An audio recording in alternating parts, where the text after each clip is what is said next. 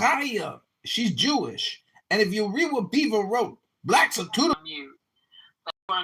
That we are not getting anything from our politicians. It's the same old after every election. That's what you guys said. But what do you want to be different? That's the question. Hello? Like, that's how I ended up in this conversation, because I was trying to agree with you guys that we get what we want from our politicians. What would your top 3 priorities be? So the thing is, like, and I think that's where the rubber meets the road. Like Crystal's been saying, he's the China, China bowl in the tea shop or whatever. What's the saying on that? I forget. It's late. But on the bowl, yeah. He does what he actually says he's going to do. Yeah, well, there we go. He literally put his ass on the line and he's doing it. He's saying, when America is crying out, we want you to make real change, he's stepping up and he's doing it, good, bad, or otherwise.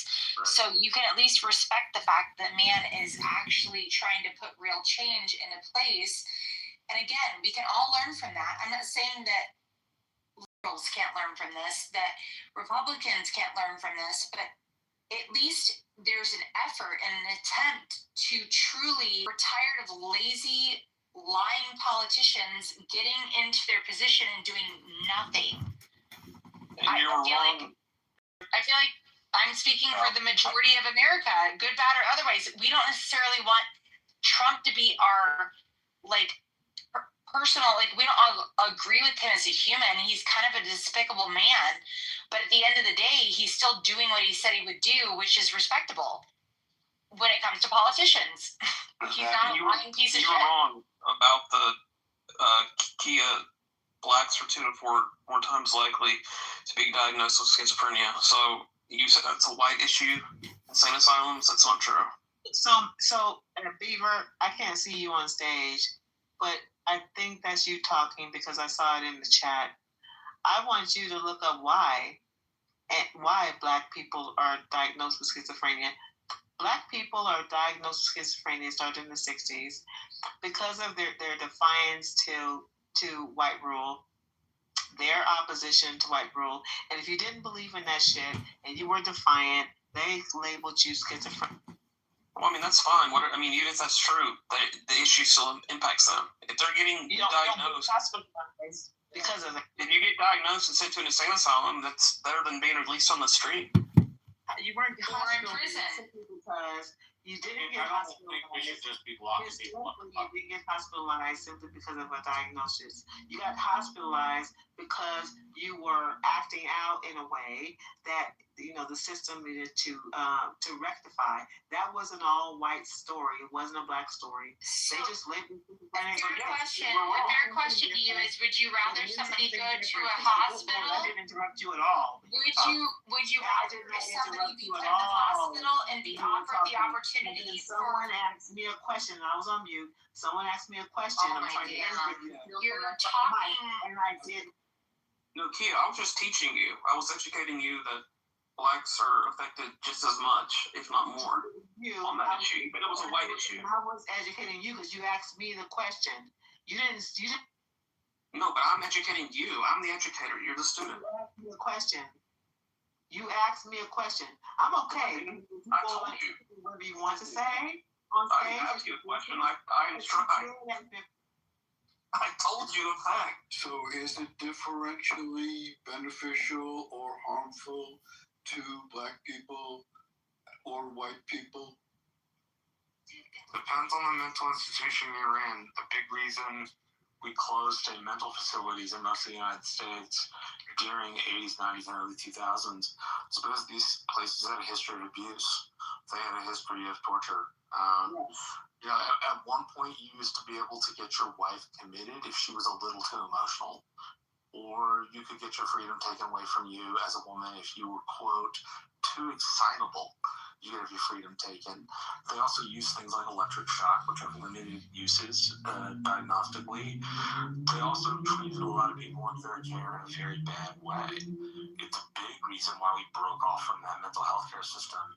Because people in power can abuse the power. It didn't end up being a place where we served people with mental issues. It ended up being a place where we just housed weird people. People in power can abuse the power. Let's be honest. But let's also be honest. Would you be safer in a healthcare regulated facility that's like, you know what, you may have issues that may seem outside the norm versus a prison? Not if Actually, you know what? I've heard from people from prison to say some shit like versus a prison in a decent way. No. Well, no, I heard from. Sorry. The idea to improve on mental health is Father, let's hear not in there. from Father. Well, I heard from people that were in prison because sometimes the conversation would come up as far as insane asylums and hey, gee, he's going to the crazy house. And from what I learned from talking to these people, the people that have actually been at these places, they say that those crazy places are the worst. So I mean, you know, for Lee Wong wanted to jump in. Hold on. Lee Wong wanted. Crystal, cut him off. Hold on 1 second. Lee Wong wanted to let's get a new voice in. Go ahead, Lee Wong. Yeah, I appreciate it. I'll be brief. Peace to the space. Peace to the moderators. Good to see Matt Beaver, Pepe, Joe, and Shia Marshall. I just want to give a big shout out to Shia. She's an incredible human being. It's always enjoyable to listen to her. The more I listen to her and hear about her struggle, where she stands, and I just encourage people to be respectful and humble, and just as we practice democracy and we truly believe in it, don't bully people, don't berate people, don't cut people off and treat them like shit. We all have something to learn from each other. That's all I wanted to say. Thank you. Yeah, I agree. I think everybody's been pretty respectful for the sensitive topics that we all touch. I do appreciate that. Thanks, Lee Wong, for that. Yeah. I do have to admit, there is one promise that Trump has not fulfilled, and that was putting Hillary Clinton in jail, lock her up. But I think that there's something. I think that, I don't know. It ain't over till it's over. It may want to debate. It might still be happening. If he had been able to lock her up, I just want to say that. in the first year. What Devin Nunes released in October of 2025 regarding Obama is very damning information. It was the document that allegedly, when Biden's DOJ and FBI raided Trump's house, what they were trying to find, which has all the evidence about the crossfire king, which is the Russia collusion narrative and how it was orchestrated. By the way, you can timestamp this. That part of the whole thing is still going to come out before Trump is left office. All right. I'm going to tell you, if you just look up here on the wall, blah, blah, blah, that potentially could come up. Trump probably has some goods that he will wait till, what do you call it, not pull the trigger, the other word, but basically he could probably, lay out some pretty nasty stuff. So just to keep that in mind, people, what you wish for. There's a lot more that's going to come out. Support what you're saying and say, like, at this point, he has no fucks to give. And if he truly wanted to, I would love to see him, if he wants to clean house, do a forensic audit on all the political, leadership. And if he wanted to expose the bullshit, to be done by Congress, and Congress is not going to agree to do that. why do you need Congress's support to do the shit that politicians are sitting in Congress doesn't investigate politicians. What are you talking about? I was going to say, all he has to do is create a legitimate reason to invoke a political audit of the people who have been in power, and if he wants to expose the bullshit and the shady ways that people in power have been abusing the system, all he has to do is incur a forensic audit. So Marshall, If you think that that's irrelevant or that's incapable, he's incapable of doing that, I find that to be hard to believe. Didn't he enforce an age limit on people who can run for Congress? Isn't that kind of like the same thing? Not allowed to. He didn't do that. That's absolutely not sweet. Chai, that's absolutely not sweet. Fake news. We don't even need to get it. So real quick, can I just add to my statement? Hold on, let me. Term limit on The thing is, I think Trump is acting as bad as people might think on the other side. I do think that Trump knows has a lot more than we know, and is going full ham on a lot of things. So it makes it look like he's, obviously, in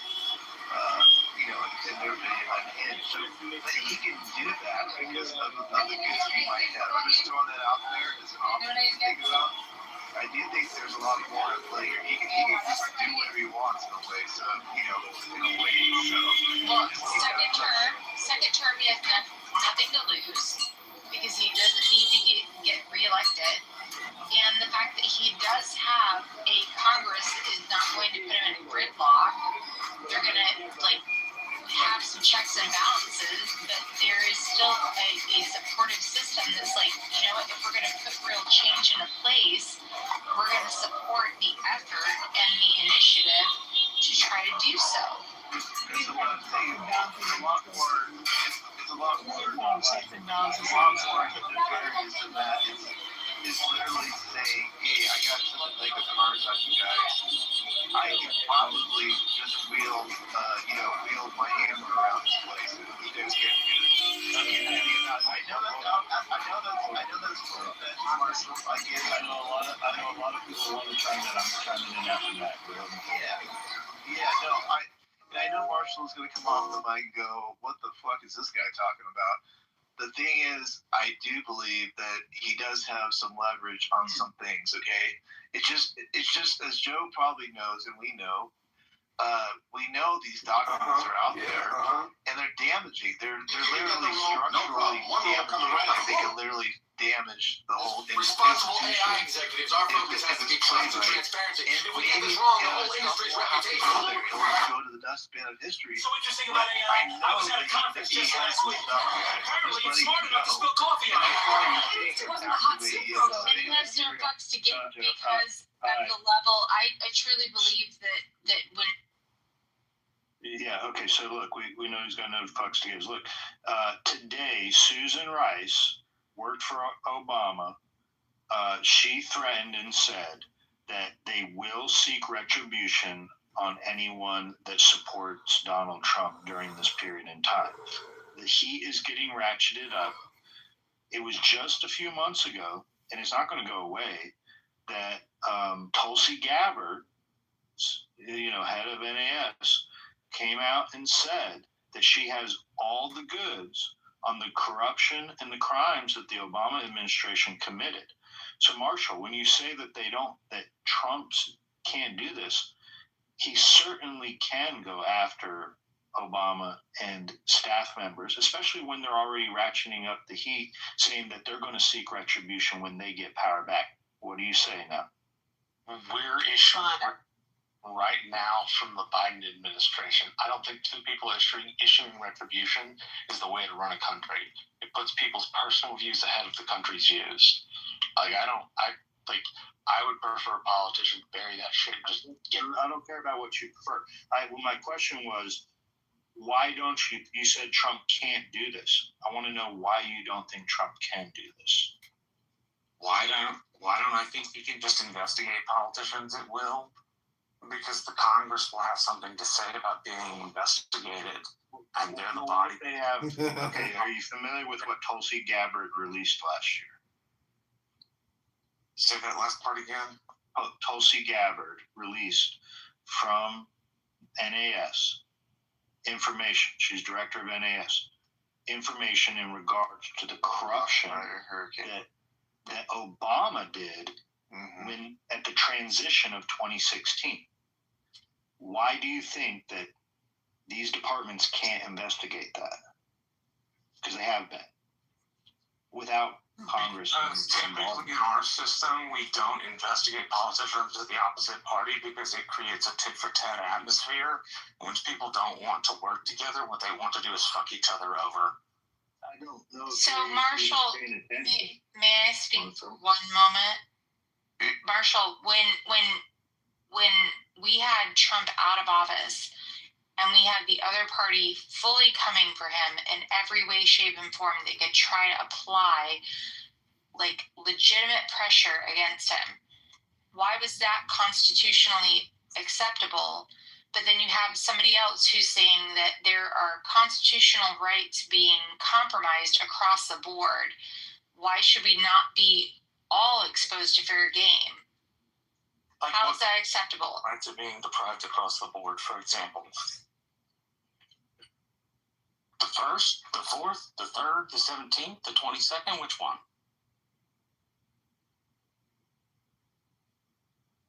How many of the constitutional rights were compromised when people came for Trump when he wasn't even in office?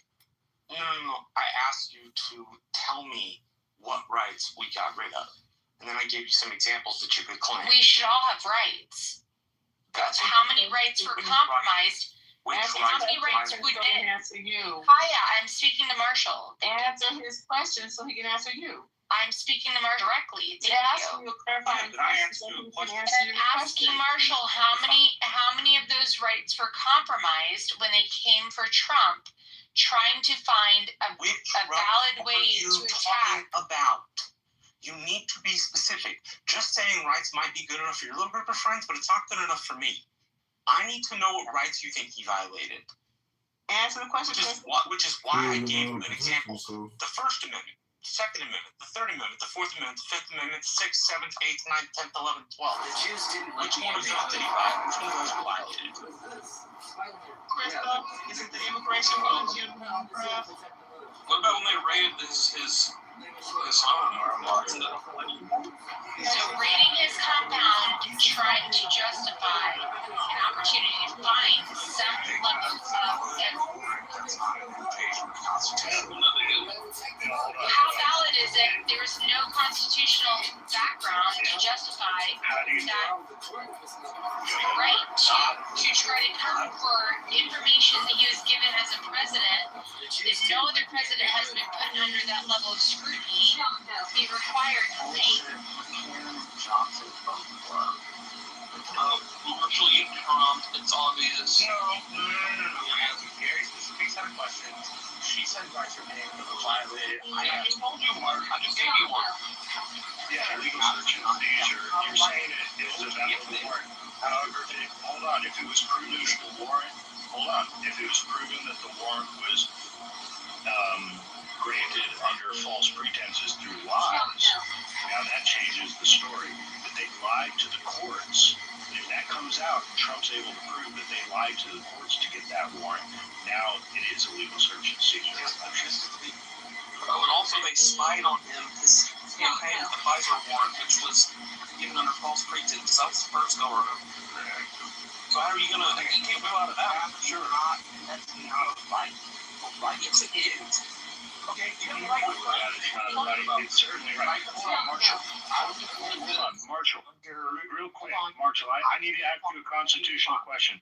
Do you think rights are what's only written in the Constitution? I think it says those rights not listed in the Constitution are not seen to be given, or not seen to not be given to the state or to the people. And I believe the 9th Amendment says that rights. Yeah, it's clear that more rights are enumerated to us outside of what's written in the Constitution. I asked for one, nobody answered me. I just gave you one. You gave me one, where for everything we know, they got a legal warrant. Not for the first one, not for spying on. What are you talking about? That's not. Do you know anything about what Tulsi Gabbard released on any of this? This happened a few months ago, Marshall. Are you familiar with the current event of that at all? You mean the stuff that she released that showed that the Obama administration was screwing around in ways they shouldn't have been? Yes, that's what we're talking about. That's like the whole topic of this thing. Yes, but that isn't a right. Your right to privacy is a penumbra of rights. It's officially put I under don't even know what you're responding to right now. Literally, what are you responding to about we're talking about the illegal search and seizure that they presented information to falsely get a warrant to search him for documents that were not related to the warrant. And Devin Nunes, in October, Devin Nunes came out after the document, Trump declassified the document, and Devin Nunes went on Maria Bartiromo and talked about that document. And you can still find that. That was just a few months ago. Yeah, dude, I heard that. It's bad. But if all you can come up with is his tariffs, then he's not really restricted. No one's even talking about tariffs. What are you speaking? Marshall, you sounded... Not the tariffs. So confusing. If what we're talking about is spying on a campaign, which we all agree is bad and which we've all already litigated, then sure, the president could do something about that, but he's chosen not to. Aside from that... We're not even talking about the spying. We're talking about them raiding Mar-a-Lago under Biden. Why can't you stay on one topic? That warrant was not legal. That warrant went through a judge and got authorized by a federal judge. But you have, nobody has proven to me, or to the rest of the world, that warrant... Do you feel warrant did not compromise his civil rights? Was due process. And thus would not make it valid. Marshall, if you're all about legality, you're all about nomenclature. He doesn't need a white knight. Marshall's question He doesn't need a white knight, Kaya. The only reason other people are talking. How can you take his sidestep and you allow somebody to speak to him directly? I'm not talking to you. The only reason everybody else is talking to Marshall is because you couldn't answer his question to you. A clarifying question to you. And then you stayed on mute while everybody else did something you couldn't fucking do. Is have a real conversation. We're trying to talk. We're trying to talk ideas right now. You don't have to attack. Okay, Marshall, what was the pretense of what they were raiding Mar-a-Lago for? Do you even remember that? Claiming that he kept classified documents. You're missing my point, which is the president's kept classified documents. Claim that he violated that warrant was not issued under proper authority, then we should have some proof for that, which we don't. So we now know what document it was. At what point do we also acknowledge that the due process and civil rights were compromised? I agree that in 2016, the due process rights were compromised by taking in front of a FOIA court that didn't have the business to hear the thing in the first place. I agree with that. What about the rule of law and checks and balances? Was that also compromised? The rule of law and checks and balances? No more than what we do in return. She's trying to sound smart, Marshall. No, it's not that. It's just no, she's just trying to sound the Republicans are not free of this behavior, too. It's not like the Democrats are the only people that have ever illegally used surveillance equipment on their so are we justifying tit for tat now? No, or are we acknowledging that rights are rights and rights are valid? People have typically noticed, right? And if we are talking about that warrant, we still have to come up with a reason why that warrant is unlawful, which we haven't, and there's no proof of. So real quick, Crystal's right in a way that's just tit for tat. And to Joe's point earlier, Marshall, I'm assuming you'll be on stages as fiery as you are right now when the Democrats, if they were to gain power again, go out and seek revenge on all Trump supporters, as they stated. I'm assuming that's what you'll do. You condemn that, right? I will think it is as stupid as when the Republicans. Okay, just checking. But he's not fiery though. He's really answering your questions level-headed and as succinct as possible and logical as possible. He's not bringing emotion into it. You missed what I said. I said in the future, I hope he'll be as fiery as he has been in the past against Republicans. Not tonight. I'm saying not tonight, but in the past. But he's not being fiery in this conversation. I think what's missing, from what my perspective is missing, is more of his perspective. Because his perspective is more balanced. it's not rooted in white supremacy, American supremacy. It is, He's been speaking from a point of white supremacy. And he is being, just like I was, he's being bombarded by the entire room, besides the person who engaged him, which was Crystal, who fell on for actual legitimate rights. And intimidated by what he said. I was requested to bring to the table. He acted very level. You're white knighting. You're putting your cape on, but you're not acknowledging that nobody here is coming from a white perspective. I love that Marshall is engaging this room in a way that the rest of us really aren't. He's coming with a clear mind, an unbiased mind.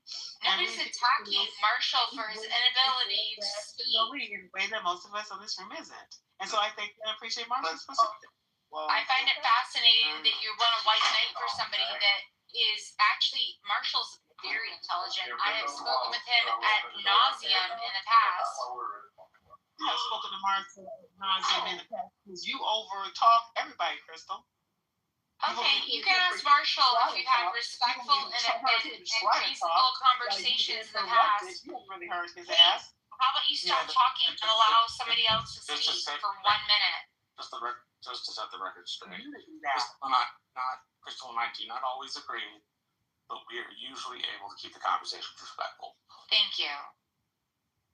Have I attacked you personally tonight, Marshall? Who cares about attacking you? We're not talking about attacking you personally. We're talking about allowing someone to express their opinions without being fucking interrupted. I didn't cut Marshall off. I cut you off. Ask him a question. If you have any self-awareness, you'll recognize that I didn't cut Marshall off. You do not have to be Marshall, have I interrupted you once, Marshall? You're still being Marshall. Marshall, have I interrupted or cut you off once? The idea that you asked Marshall a question and then he asked you a clarifying question to answer. Marshall, you fell fucking silent. I'm not speaking to you, Kaya. You're interrupting. Silent. And that's Marshall, I'm not speaking to you. Marshall, have I cut you off once or interrupted or dismissed you or invalidated you? No, you've not interrupted me at all tonight. Okay. And I've been able to keep my interruption minimum. I've always respected and appreciated Marshall because he is a respectful person in this space. I have always respected and acknowledged. To your clarifying question, she did not answer first, second, third, fourth, fifth, 12th. She didn't answer that clarifying question. You just keep repeating yourself. You gotta try it. Let me ask you real quick, Chaya. Let me ask you a question, okay? Have you ever heard the famous saying that small minds talk about people, average minds talk about things, and great minds talk about ideas? Like, it's a lot better to talk about ideas, and that's what we're trying to discuss in this room. I appreciate that, Joe. The problem is when we do that, Crystal keeps coming off the mic and exactly what you just did. I know you got a bigger mind. The problem is I know you can talk ideas, but you got to get this radio on Crystal over. You asked me a question, Joe, didn't you? Did you ask me a question? Do you know what the question is? Did you ask me a question? Can you repeat the question? Yes, no, can you repeat the question? What did I ask you? Chaya, what did I ask you? I was in the middle, join the difference. But what did I ask you, Chaya? And now you want to argue with me. So what I see it as is you just wait until it's your turn. And now you want to... Don't make me tase you. What the fuck? You asked me a question, and I'm the one. You asked me a question. Kaya, what did I don't want to engage with you, Joe. Yeah, but what did I ask you? What question? I would prefer to City and Marshall, you and Crystal are not someone I want to engage with. So if you ask me a question, I stay on mute. Don't want to engage with you. What did I ask you? You don't want me to ask a question that you asked me? I don't have time for you. Did I ask you a question? Did I make a statement that said we'd like to speak about ideas in this room? I remember making a statement. You asked if I knew the difference. But I'm not done with you, I didn't ask that. I asked if you'd ever heard the quote before. Question, right? That's a question, right? Is that a question? But you didn't listen. You didn't listen to what the question was. You just went right back into attacking Crystal. I don't want to License and registration. All right. Let's try to keep the conversation moving forward. Now I'm lost. Where were we? I mean, see, this is what happens when things are. Marshall was denying that Trump was right for violating. Crystal didn't answer the question. Don't mention. Come on, let's not mention names right now. Let's just keep it moving forward. Okay, Marshall. So is that right? You kind of denied a little bit of the obvious on that front, or I don't know. And yeah, of course. No, I agree to one example, just not the other example. I agree the first example about the FISA court. I don't agree about the warrant for Mar-a-Lago because we haven't shown that one was gained under duplicitous circumstances. Right? If you can show me an article, if you can show me something that says that the Justice Department and the judge they got in front of did this under duplicitous circumstances, I'm more than willing to take another look at it. But I agree on one argument, just not the other argument. So what if it comes out, and I think you're going to say yes, of course, that, this is what I think that Trump has on these folks, is that things they went too far and they've been caught. But you would stand by and say, okay, that was wrong, right? You're not going to defend that, right? No, of course not. Okay. I'm going to go ahead and be consistent about that. It's misuse of power is wrong when Republicans do it. Misuse of power is wrong when Democrats do it. It's wrong. Then should Trump do something about it? As long as he follows the legal procedures set up for him through the DOJ, sure. I don't like political retribution, and as long as it's done under the proper process, I don't think anybody else have a problem with it either. I have a question for Marshall. Would you wear that cheetah jacket if you had to represent yourself pro se in a court? Obviously, no. Trump better lay down the law now because they're going to come after him. So you better, do it. Even if you wore a black tie with the cheetah jacket, you don't think it would be appropriate for court? No, of course not. Have you ever gotten the cheetah jacket actually dry cleaned? No, you're not supposed to wear a cheetah jacket in front of a judge. That's just tacky. Tacky. I love it. Don't you think, Marshall, do you think Trump deserves to have his vengeance and retribution for how he was treated? So I'm going to tell you how it's worked for me through 10 years of campaign politics. I have had two choices throughout my career. I could be emotional Time for a little stretch. Right? And so I would rather not be emotional and get what I want versus exercise that catharsis. Do I think that you feel some righteous indignation over the lawfare that was applied to him? Certainly. And certainly you should be mad. I just don't find it productive to then go on a retribution campaign yourself, because it sets you up for things like this with the Democrats. The Democrats say, well, we're going to go retribution on you now, too. They need to suffer, though. They have to pay for this, or you cannot stand. If they violated the law legally, then we should... They did. They spied on them. If I may for a moment, interject. Yes, Marshall's a super rational Democrat, for the most part. I truly mean that. I mean, he can hold his own. He actually... he's a Republican. You realize he's a Republican, right? Crystal? Yeah, but he strongly stands behind some very liberal rights, if we're being honest. Right, Marshall? Constitutionally... So I am a fiscal conservative and a social liberal. So there's some stuff liberally I think just goes too far. I think, for example... So I'm trying to respect where you stand. You stand by the Constitution ultimately. Am I right? Yes. The Constitution and the laws of the land ultimately governed by the Constitution. Yes, absolutely. Okay. So I'm not degrading you. I'm not personally attacking you. I actually have high respect for Marshall. And he understands the Constitution more than most that try to speak in these spaces. And what I will say is, I've been raised a hardcore, hard right Republican. but I also have some similar tendencies to want to lean a little bit more close to center when it comes to some rights and some issues. But when it comes to exposing fraud, when it comes to exposing people who abuse the system, I don't disagree whether we want to label it as like vindictive or unconstitutional.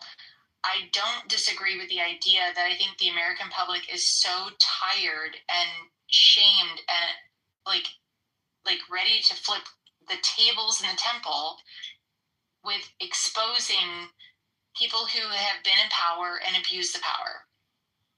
So I would say that if there is a constitutional way that we can all agree that we should expose the fraud, we can expose the abuse of power that people have taken.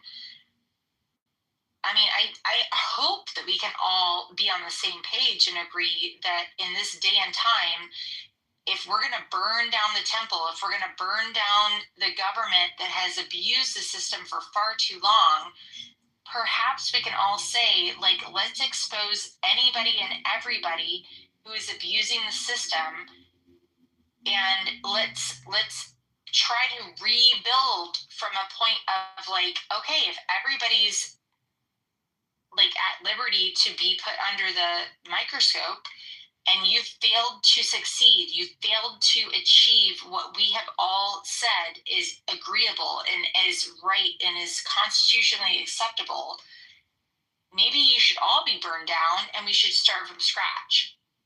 I don't even care whether you're a liberal or you're a conservative. Like, if you're doing the wrong thing and you're abusing the power that you've been given by your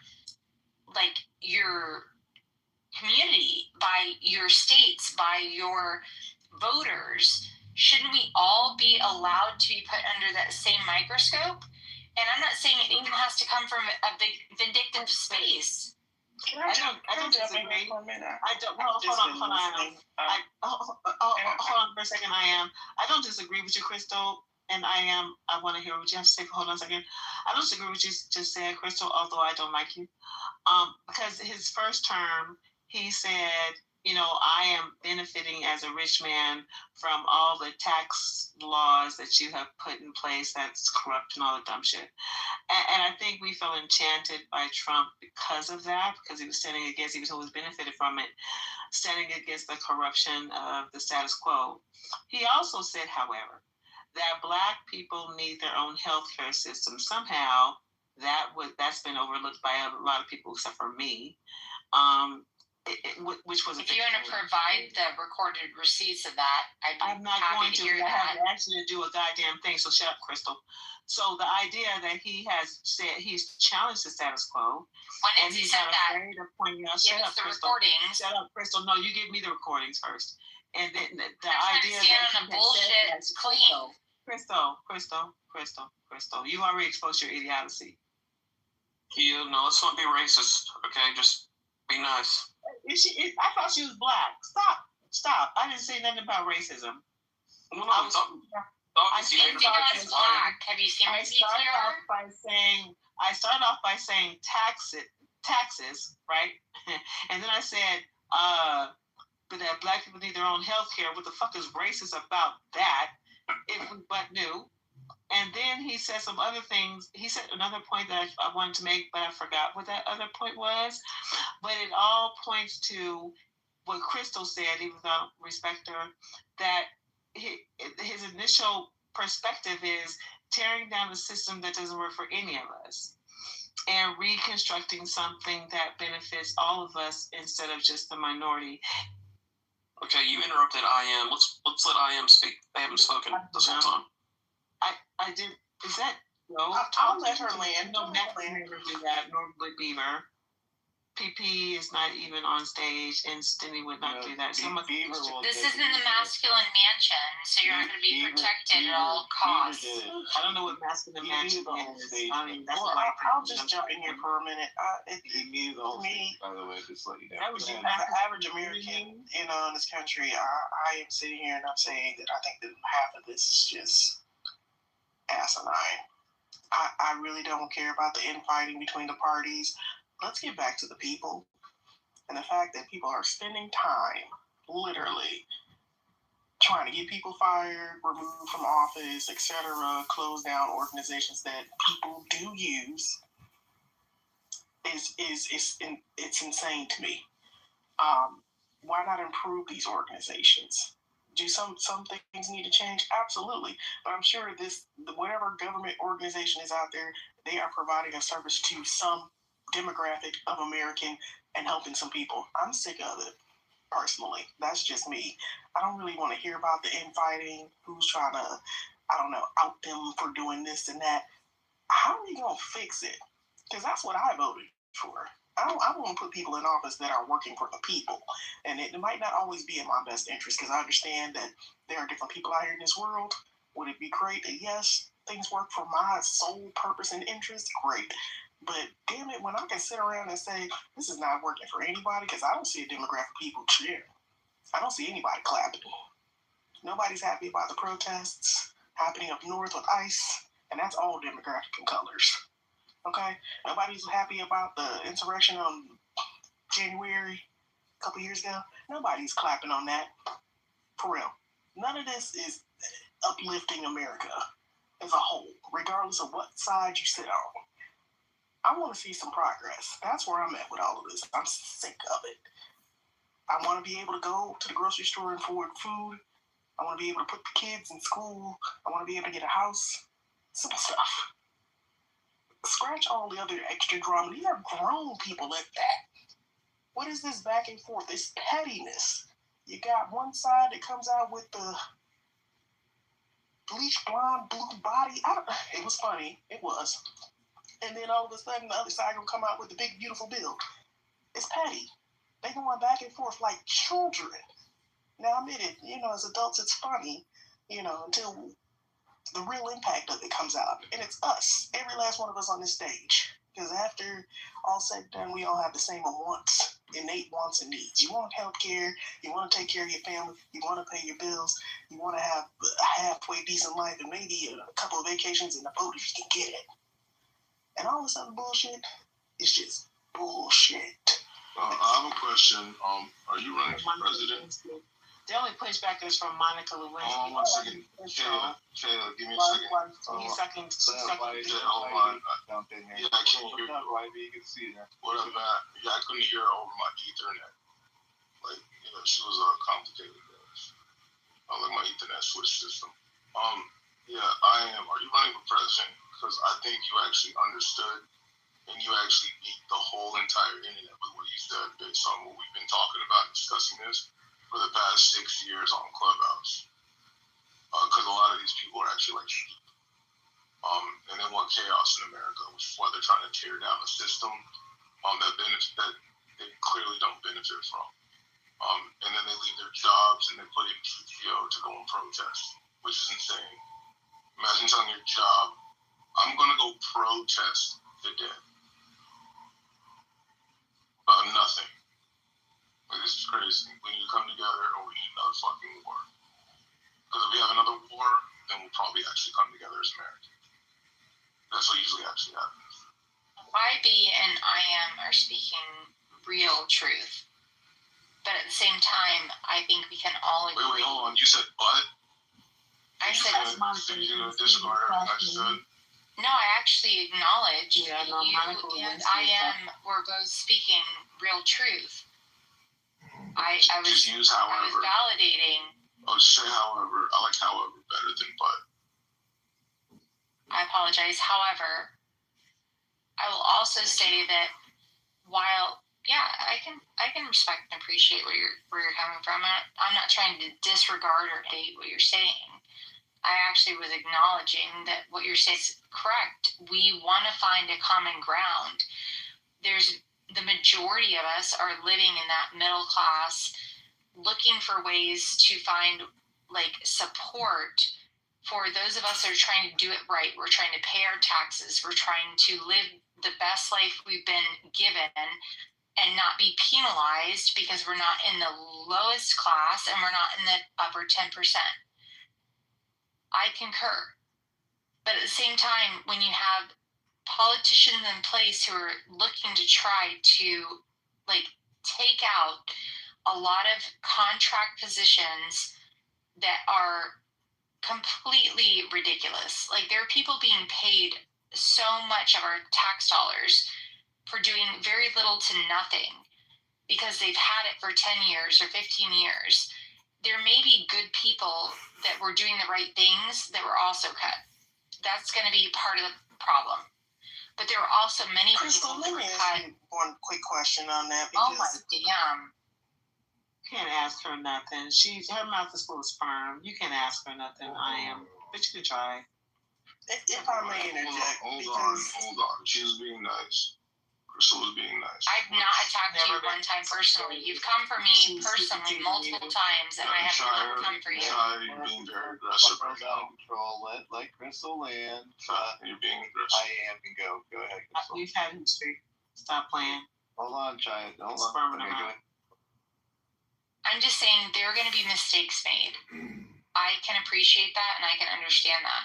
There are going to be people taken out of positions that they might have rightfully needed to be in, but he's trying to cut the fat because he sees where there's so many positions in government that were contract positions that were put into place years ago that were not, there was no oversight. There was no understanding of like what was adding value and what was actually like taking from the teat of our taxpayers. There were people that were cut from and put under a microscope when it came to the welfare system that I hope we can all agree were abusing the system and like verbally acknowledging they found the loopholes and were abusing the system. That system was put into place to actually help people get back on their feet and to get back into the tax-paying position. There are people that were generationally taught how to abuse that system. That is not acceptable. Like, we need to learn and love and appreciate the majority of our entire community, whether it's black, white, or otherwise. This is not a race war. And try to help build and grow and invest in the people that understand that you have to pay in and you have to use those tax dollars in a responsible manner that helps to grow our community. If there are people abusing it, I don't think it's irresponsible to try to cut the fat. Okay, I just want to respond to you. Yeah, go ahead. You're next. Go ahead. I don't see how we win by taking money or eliminating programs from already poor people. I get what you're saying. Oh, it's fraud. They learned how to abuse it for the. If you are abusing I don't know, let's be hypothetical, 200, maybe, let's say $2,000 apartment with a Section 8 voucher for your kids, it's not that deep. It really is not. Compared to all other forms of unnecessary fraud. You got billionaires. You have more than enough. I'm not going to clip people that are on the fringe of survival and then say, oh, that's where all the tax dollars are going. That's insane. People do need help. So were you talking about the billionaires that employ people? Can I finish? Were you talking about the billionaires that actually employ people? Context. No, I get the context. It just doesn't make any sense. Okay, the context I'm trying to run with on the narrative is we all have disagreements about where tax dollars go. The point I'm trying to make about this is, as a business owner, 9 times out of 10, your key goal is to restructure. It's not to lay off people, cut people from funds. Maybe that person actually needed that job. Maybe that position was actually created. You restructure. You don't cut programs where you can see people literally, especially the poor people, in the streets. That is insane to me. You don't cut healthcare, disability for the most vulnerable population of people in your country. Now, do you give them a leg up and you say, okay, you know what, you're on this program, there's a deadline. I'm okay with that. There's a deadline. We helped you, great. Hopefully you got on your feet. I'm okay with that. But you don't cut funding. You don't fire people. You don't eliminate entire programs, especially youth programs. How can you cut Job Corps? Job Corps? These are teenagers. What if it's a waste of money? Insane. It's a team. I don't care if it's the Boys and Girls, but a nonprofit organization. It's helping children. Well, that's making So I am. Wait. And I'll land with So I am. But here's the problem, though. I'm landing with this. Okay, cool. I think that the point I'm trying to make is you don't cut dollars from the most vulnerable people, children, elderly, poverty-stricken people. Thanks. Yes, you do. Yeah, so here's the problem with your frame of thinking, right? And what's so crazy is, and I want to reference this again, if you look at my PTR, this Ethernet switch setup in my house makes more sense than what you actually just said. And it's actually difficult to set up at times. But with that being said, you really think the left care? Like, you think that, like, when you see the Democrats and then you see the Republicans, right? You see the Democrats are like, oh yes, we'll give you all these things so you can just shut up, right? But then you say the Republicans are just taking all these things away. But meanwhile, you don't realize both of them never really gave a fuck, right? Let me give you a prime example, right? I was in college with Matt, right? I was in college with Annie and Pepe and Crystal and Alan. We all had different political views, but we all ended up in the same exact place called the house. And once in a while, we all get together and disagree and filibuster, and then we have lunch and might golf later on. That's just what it is. It's a bunch of friends that went to college disagreeing with one another, right? And guess who gets affected? Us. That's a disagreement. And listen, hold on. No, it's just what it is, Chaya. That's just what it is, right? It's the same way that people complain about these people in the house and they keep all their positions for years on end because none of y'all want to run against them. That's why. That's the problem. Wait, why are you interrupting me? You're being very aggressive. No, you're being very aggressive. No, I supposed to be done. No, I wasn't. Listen, I paused. I don't have run on sentences, right? I'm serious about the way the world paints itself into our eyes. A little glass sphere helps turn that into a photograph. But tonight I'm chasing an eye made of light on the skyline. Every capture is a new. I've always been curious about the way the world paints itself into our eyes. A little glass sphere helps turn that into a photograph. Tonight I'm chasing. Yeah, actually, I did my train of thought. But what you have to realize, China, is dismantling the system or complaining isn't going to make it better, right? This whole idea of what Crystal was saying, Crystal, I kind of agree with some of the things you said, but when you insert like the word white and black in there, it kind of separates us all as like Americans. But it was beautiful just in the future, just, hey, we're all Americans, so we can all be inclusive, right? Because then that's how we all work together. China, I know. You want to put the label in there. It makes you feel better, but it doesn't help. Actually, it only makes the situation worse. Put a period somewhere so I can interject. Shit. Can you spell interject?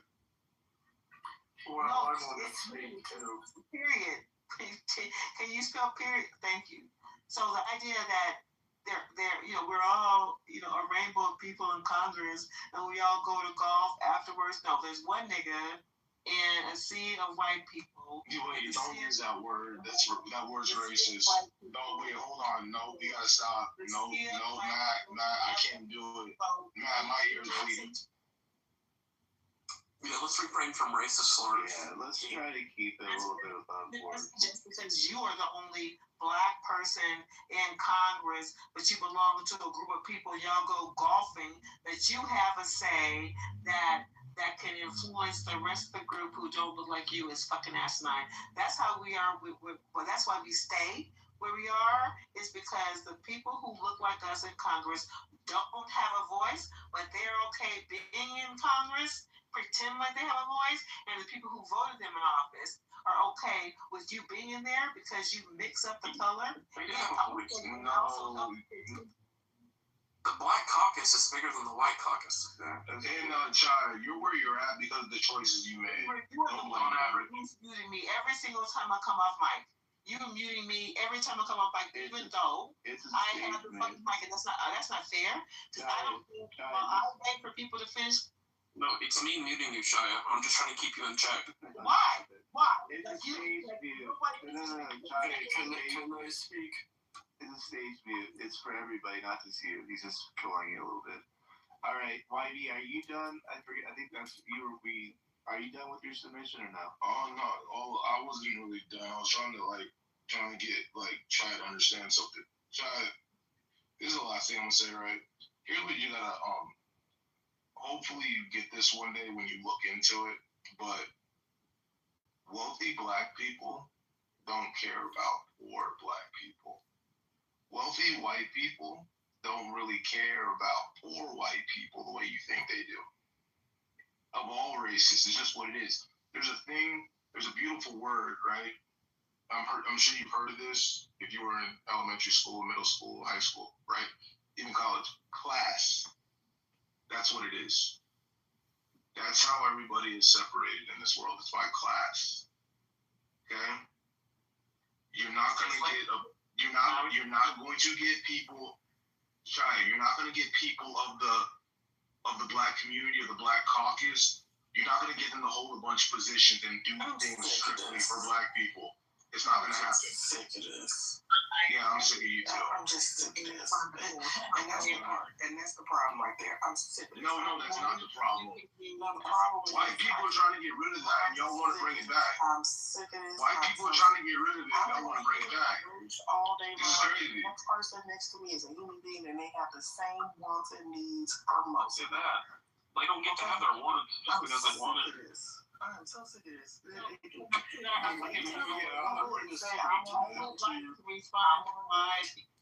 No, it's Alan's turn. He's been waiting patiently.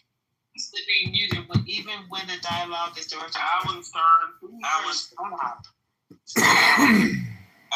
you're on mute. He's on mute. It's fine. Yeah, sorry. You can just talk, Alan. Yeah, so, we're all sick of this. And here's the thing. I mean, there's always that appeal to empathy. You can't just cut people off. You can't do that to poor people. Well, see, the thing is that back in the 60s, everybody was sold a bill of goods. We can solve poverty in America. We can solve racism in America. We have all these social ills. We have all these financial ills. We have all these class ills. And yes, we're dawning on a new age. We can fix these problems. It's now 2026. I listen to black people. Black people say there's still racism. It's more subtle. It'll be damn if we gonna do this for shit. I gotta go. Okay, good. Then go if it's bothering you. But you're listening to reality here. They're still complaining. We were told these problems would be solved. And according to the people who are most affected by it, racism isn't solved. It's gotten worse. Poverty isn't solved. It's gotten worse. So maybe we can examine what we tried and say, well, gee, if it didn't work, let's stop spending money on those programs. Maybe there's another way to do it that doesn't come from the Democrats. How about that as a rational response? Now, do we cut people off blindly? No, but things are going to change. And guess what? The big government tea is done with. And now people are saying, and I don't think that's an unreasonable thing to say, but as soon as you say it, well, that's just racist. It's going to disproportionately affect black people, even though in the same argument you'll hear, well, more white people benefit from the poverty programs and from DEI and everything else. But you talk about cutting them and it's racist, that's racist, that's racist. And as white people, we're all supposed to peel back and stop sipping from our mint juleps and say, oh my God, we can't be called a racist. That's the worst thing in the world. And then that's supposed to immobilize us and not do anything. Well, it's not happening anymore. Those triggers to make white people fall into line aren't working anymore, except with rich liberal white women and the white people who get paid in these nationwide protests. And that's where we're at. And Trump is doing that. All of the USAID programs, they got cut. Because you know what? I didn't know they had time to do all that. But they ain't got time to do that. Yeah, I know. They got time to do that. You pull the Band-Aid They got off. time to monitor who is getting hired and fired. Bro, this ain't no business. This is politics. You got to do it. Yeah, that's you got all kind of stuff. I have never seen a CEO of any company go down a roster like, about this position. More lower income white people have been abusing the system that are also getting affected by this. Well,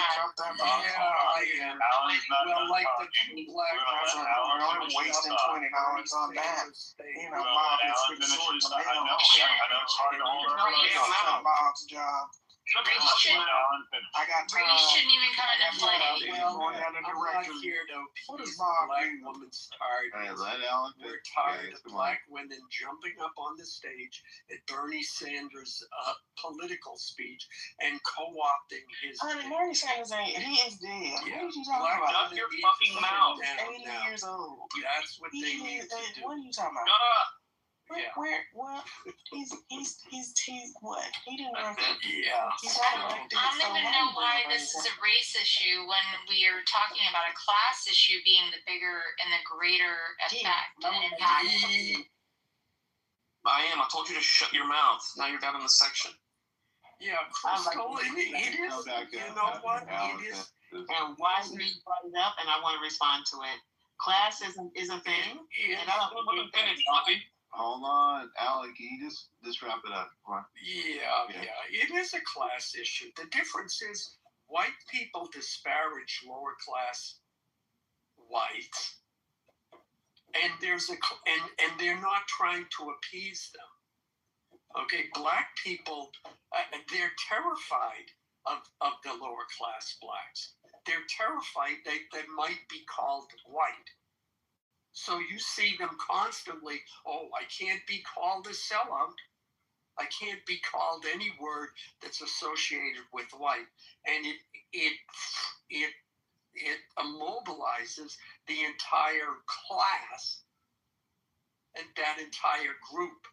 I mean, how many black rooms have you been in where there's a black conservative speaking and he's called, a raccoon?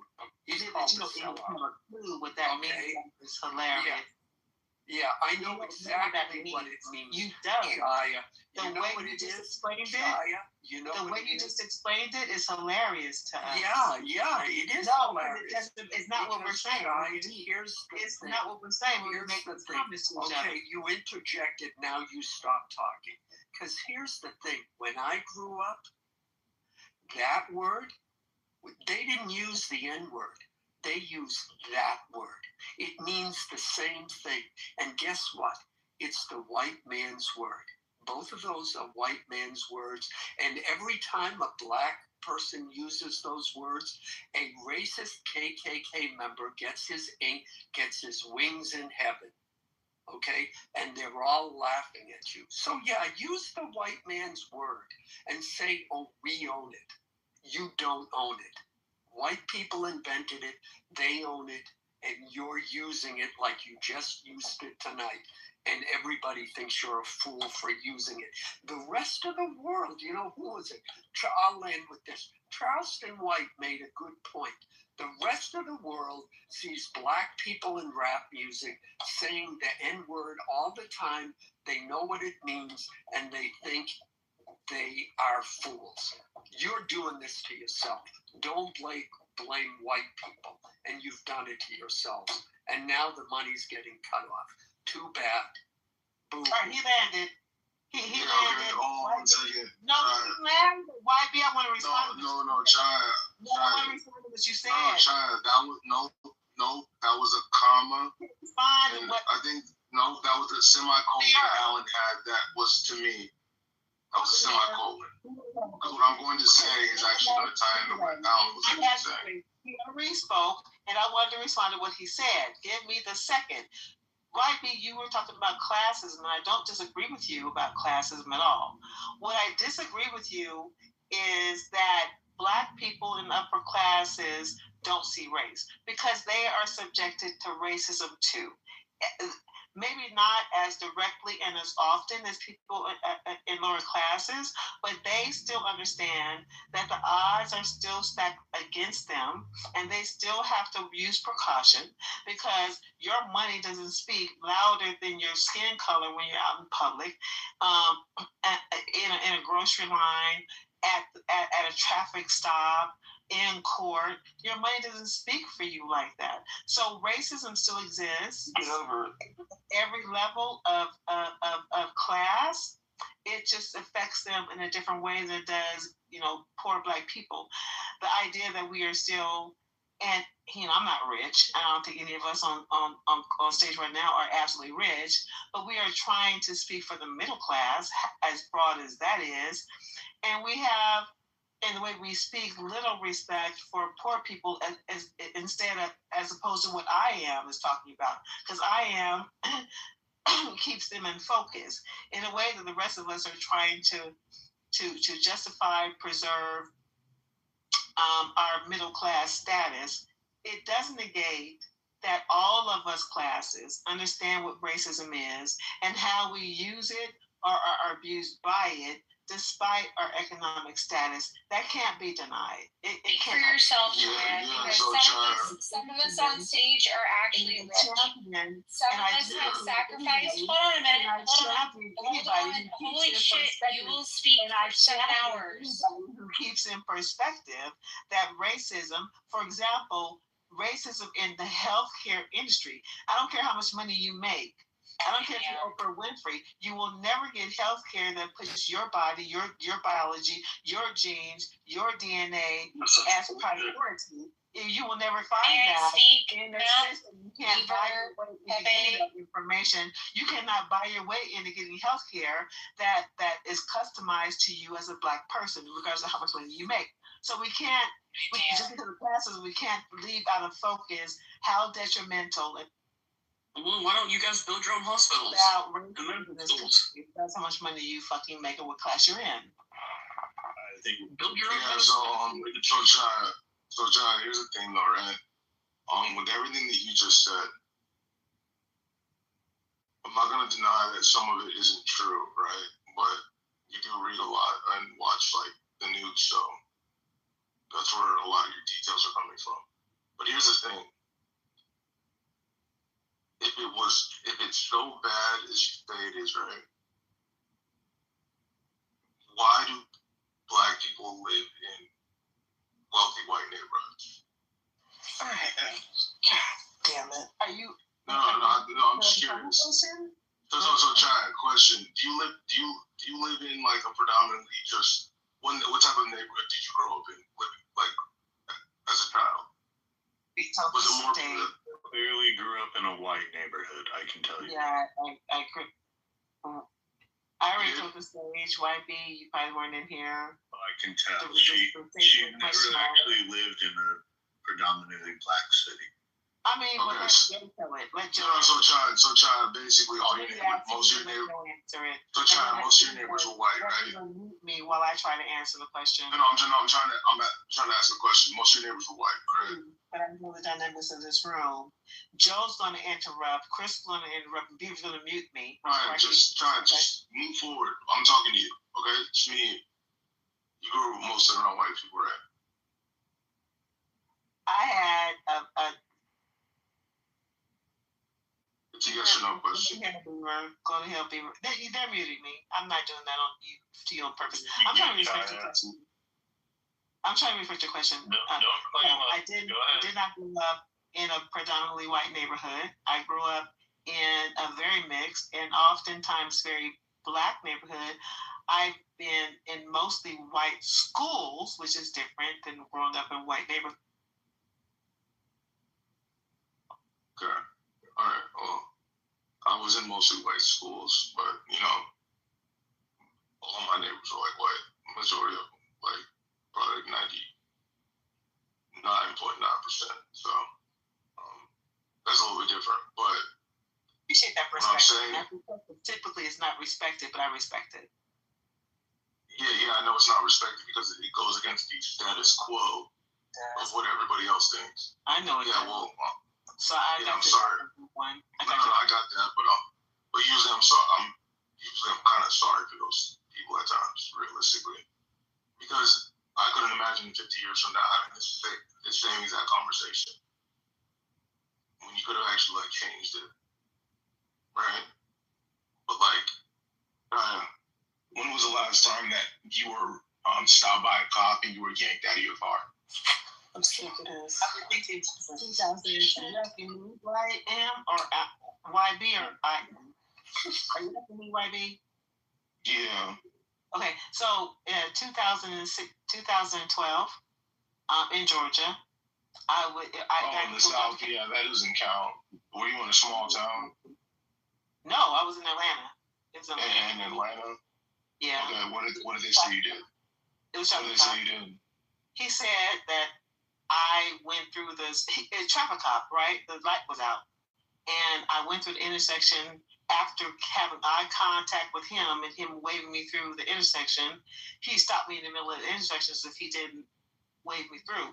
And that exchange was very violent because he was trying to direct traffic and then scold me at the same time. That didn't work out for him, and his anger was directed at me. So there was a big altercation. I felt that my life was in danger. I was crying. I was 3 blocks away from my home, coming from a commute from work, like the rest of us were. So that was my altercation with. I left the area shortly after that, but it was a scary moment for me.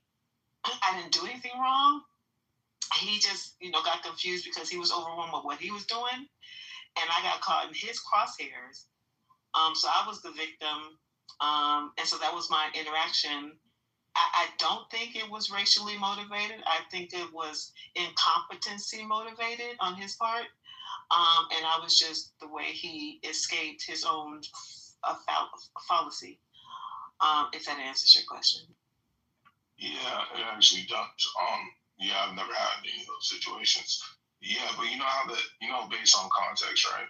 You know how confusing that situation can actually be with the way you described it, because it wasn't racially motivated. So I was trying to basically ask you a question based on actually a racial situation. But you haven't had one, right? When I was 20 years old, I was going to work and I stopped at so I'm going, work is just your typical routine, so you're used to the shit. There was a light on my way to work that just was not necessary. It just wasn't fucking necessary. But every now and then when you stop at it or stop at the stop sign, you just kind of dip your hood and keep on going. Well, that cop saw me just dip my hood one day and keep on going, and he said that stopping really meant 3 seconds, and I just never read that shit. But he was a white cop and I'm a Black person. I thought that was a racist thing. Because I was 20, I couldn't pay for the ticket, so that ended up being fucking warrant. It was horrible. That whole experience, it set the stage for my whole adulthood, that particular scenario. And I'm just like, if I was a white person, he probably would have let me go. But because I'm Black and I'm tilting my hood to that stupid ass stop sign, I thought that was racist. That was my other. Yeah. So I got that. So because that was racist, when did you report it to the police department? I'm wrong. That wasn't my other, my only other. But I know that. But we're speaking on that one. When did you report it? No, but I want to answer. When did you said it was a racist situation? When did you report the officer? YB, I want to answer you with my other real scenario. No. You gave me two. No, I know that, but child, listen. You can't pick and choose. You can't pick and choose when I literally just say, when did you report it to the police? But YB, I heard you. I didn't. To answer your question, but I want to give you a third scenario. Okay, so the second one wasn't racist either. Okay, next one. So the third one I will give you. I was trying to visit my daughter one day, and I'm making a right-hand turn. And if you guys know a right-hand turn, sometimes the right-hand turn is a dedicated right-hand turn. But the dedicated right-hand turn, which is separated by an island, the dedicated right-hand turn also sometimes has a yield sign, which means after you make the turn, you don't have your dedicated lane. You know what I'm talking about. You still have to yield, to oncoming traffic. I'm in that lane. I'm in that lane where the yield sign is still there, even though I have a dedicated right turning lane. So as I get to that, I approach that intersection, I have to yield because cars are coming. So I stop. The car behind me slams into the back of me. I don't know what kind of car it is. My phone got ejected away from me. All kind of shit was happening in my car. So my car was indented in the back, or I had whiplash and I didn't know it. So I meandered, to a park and called 911. The fire department was across the street from this incident, so they showed up first. And when they showed up, they was like, "What's the incident?" Because my car wasn't damaged and like it was damaged. I didn't seem like I was bloody or nothing. The car department wasn't bloody or nothing. So the police department was looking at me like, "What the hell was the incident?" When the police showed up, the police didn't come. I'm the one who called, and I'm still on the phone with 911. The police comes, white guys, the police come up, and they don't come to me first. They go to the car behind me. And I don't know why they did that, the car that hit me. They go to him first. And then when they come to me, they say that I need to file a police report before I say anything. And I need to go down to the courthouse. I need to be arrested in order for me to give any kind of statement, because any kind of statement is going to be used against me. And I had never said, I never told them what happened. I never told them my version. I was never given an opportunity to tell my version. They just said, "You are not going to capitalize on the guy behind you who apparently has a luxury car for hitting you. You're not going to make a big deal about it. You're going to have to file a police report, go to jail first before we really for collision? Before we even take your statement." For collision. Hold on, it's getting better. Hold on. He hit the back of my car. And so I never had an opportunity to tell these police officers why I was concerned. The whiplash idea, the idea that he hit the back of my car. I had no opportunity to tell them a thing about the incident.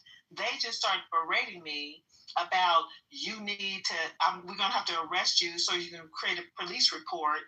And I'm like, I'm overwhelmed at this point, because I don't understand why you went to him first to get his side of the story and then berate me, the one who's got 911 on the phone right now, because I'm the one who reported the incident. I left that scene knowing that that scene technically never happened. That incident never happened because I was never able to give a statement to the police. They were willing to escalate in order for me to ever give a statement. I gave not Nan statement. They wouldn't let me give a statement. And with that being said, again, I left the area because that was the biggest thing besides the traffic man. Not the earlier one, which was the stop sign, but the traffic man that said, "I don't have a voice in this. And I don't want to be around an environment where I don't have a voice." And I think the bigger story is that forcing yourself into a community that doesn't want you, there's consequences there. And we don't need to force ourselves into a community that is loud in saying, "We don't want you in our community," because the world is big and we have the opportunity to build and be our own community. That's why I'm a separatist. If I'm in your environment, I deserve what I get. If you don't want me there, I deserve what I get. If you're in my environment and you get what we serve you, you deserve what you get. And so I deserve what I got. It's unfair, and things should change if we consider ourselves a melting pot, but we're not there. We're not there yet. I don't think we'll ever get there yet. So I will remain a victim. So, China, here's my question to you. When did you report that, since the police were being racist, when did you report that to the police department and their superiors? I didn't. I do not believe. Oh, you didn't? So that wasn't racist either. So anyways, let me just say this real quick. China, here's the one thing that you have to realize, right? When they pulled out to you in the other situation, they went after the person first to see what they did because they hit your car, right? They hit you. Okay? That's one. Secondly, they weren't going to take you to jail after a car hit you. You would have to go down to the police station to complete a full-on report of this accident. Secondly, you didn't even reach out to your insurance company. That's the other thing, and you just left the scene. This person hit your car, and then you didn't call your insurance company.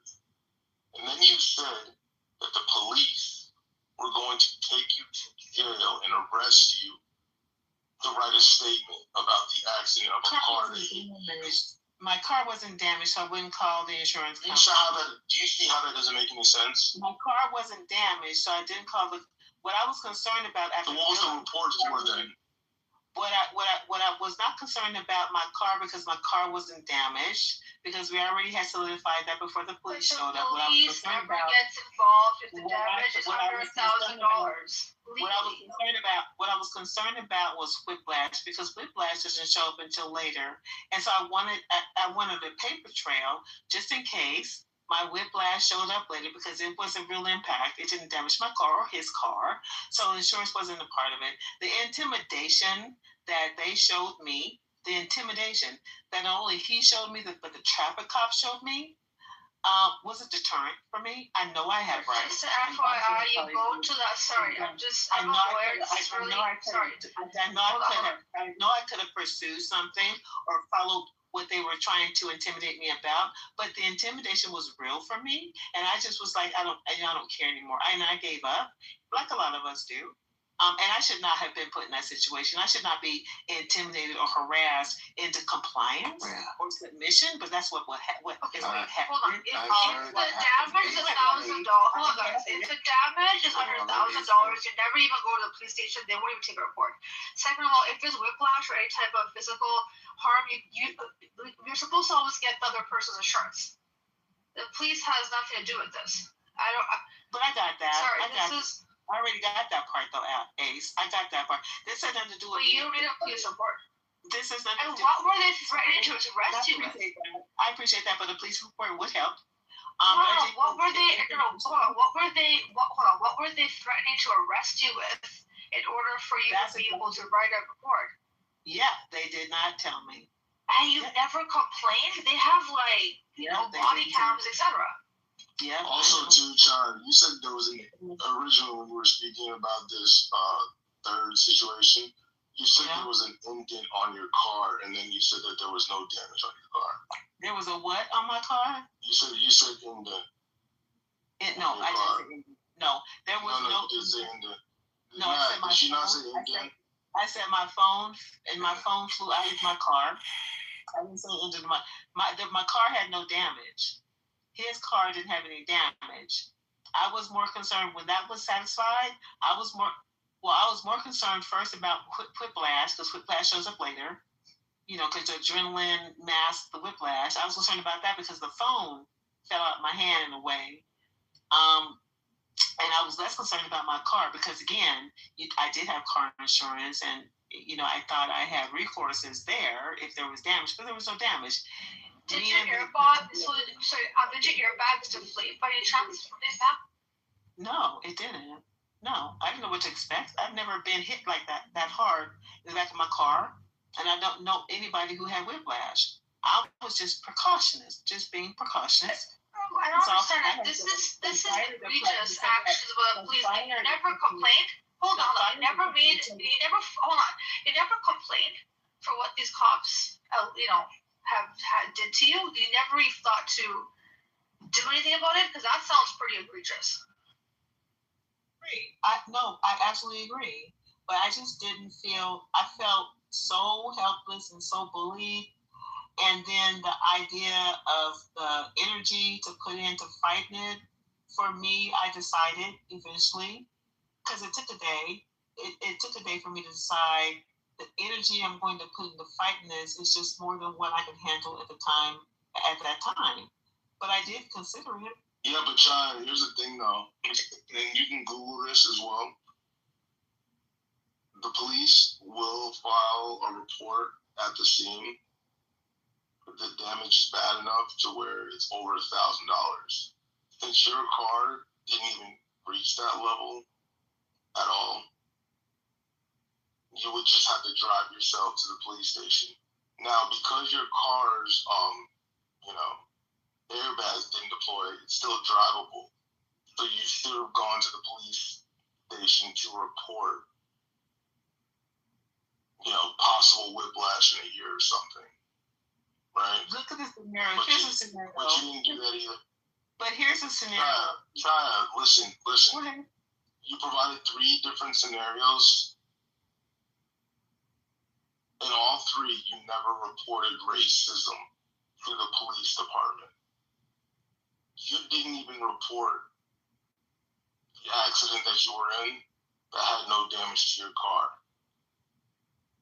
Now, you see, if you were to say that story in another room, this idea of whatever you're saying that you find to be racist is a fallacy. And that's the problem. That is the problem that I see here. Right? I didn't judge your stories by saying, like, hey, is it racist or not? Or I don't believe you. I let you say your story. And I didn't find anything racist out of any of them. I appreciate your perspective.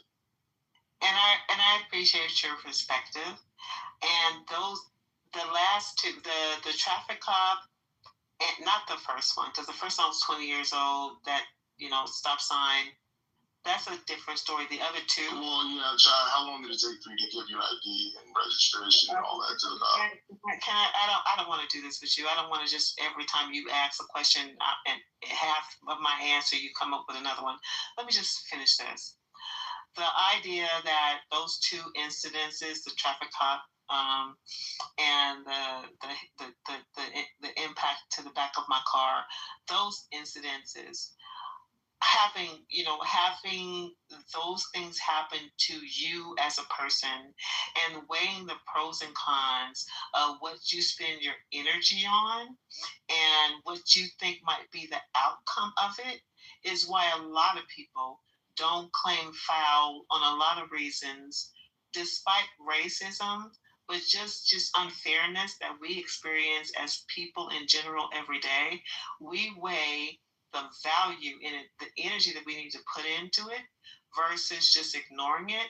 We do that every day. That was clear misconduct. Listen, it even includes people who experience racism. We eventually weigh the pros and cons. I can go to the police station, because I was on my way to my daughter's house because there was a birthday, my grandchildren's birthday event happening at that time. I'm weighing the pros and cons. I can go to the police station in a predominantly white neighborhood and ask them to believe me over their white cops and try to figure out what that dynamic looks like, because there's really no. They have dash cams, they have body cams in this day and age. Child, listen, you're making excuses for not.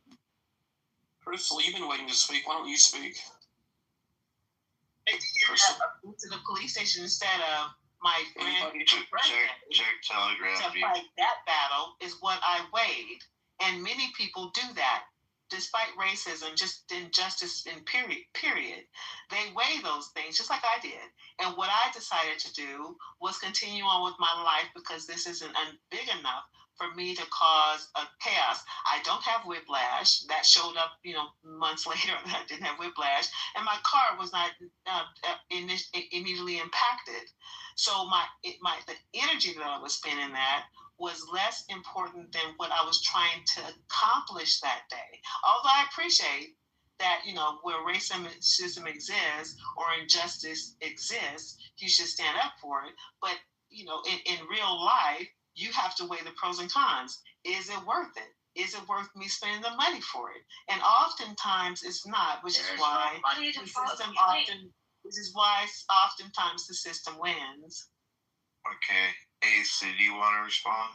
Okay, so this is what I'm understanding. Race, I'm not sure how you were able to come to the conclusion it was racism first and not misconduct first. Because what would the cops arrest you with? That doesn't make any sense at all. It doesn't cost a penny to go file a complaint to the police station. And also on top of that, this is a thing I also don't understand. In this day and age, it's not your word against anyone else's. There's body cams, there's dash cams. There's so much at hand. And I believe when you felt like it was racism, the part that I think you were trying to get at is the person behind you was served first. And I guess they were Caucasian, I'm assuming, and then you were served second. Because if you say that, that's not enough of a claim to say this is, a racist. What happened was racism. What you could say, from what your story is saying, this was a gross misconduct.